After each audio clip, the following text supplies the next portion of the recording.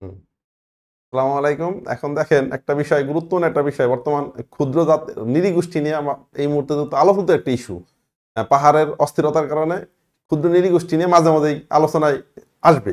তো যেহেতু এটা আলোচিত ইস্যু, আর আলোচনা না থাকলেও এরা জাতির যেহেতু একটা গুরুত্বপূর্ণ অংশ, সেহেতু বিভিন্ন সময় এই বিষয়গুলো প্রশ্ন আসে। তো মাঝে মাঝেই কনফিউজড হবেন, এই প্রশ্নগুলো আসেও বেশি, কনফিউজড হয় বেশি। তো কনফিউজ দূর করার জন্য আপনি এই পদ্ধতিটা মনে রাখতে পারেন।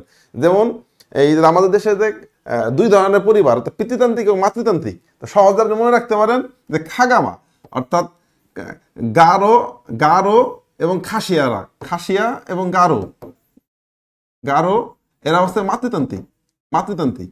গারো এবং খাসিয়ারা হচ্ছে মাতৃতান্ত্রিক। এবং কে কোথায় বসবাস করে এটা মনে রাখার জন্য আপনি মনে রাখতে পারেন যে ময়মনসিংহে বসবাস করে এলাম গারোরা। মহাসিতে আসবে এলাম মণিপুরীরা বসবাস করে সিলেটে। রাপা মানে পটুয়াখালীতে বসবাস করে রাখাইনরা। মাসি মানে চিম্বুক পাহাড়ে বসবাস করে মারমারা। সারা অর্থাৎ রাজশাহীতে বসবাস করে সাঁওতালরা। দেখেন কত সহজে আপনি মনে রাখতে পারেন। এইটা না মেমোরি কুল হিসেবে দিয়ে রাখবেন।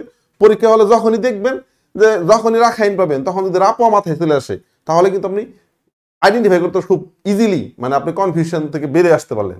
অর্থাৎ গামা গারোরা ময়মনসিং, মসি মণিপুরীরা সিলেটে, রাফাইনরা পটুয়াখালী, মাসি মারমারা চিম্বুক পাহাড়ে, সারা সাঁওতালরা রাজশাহীতে।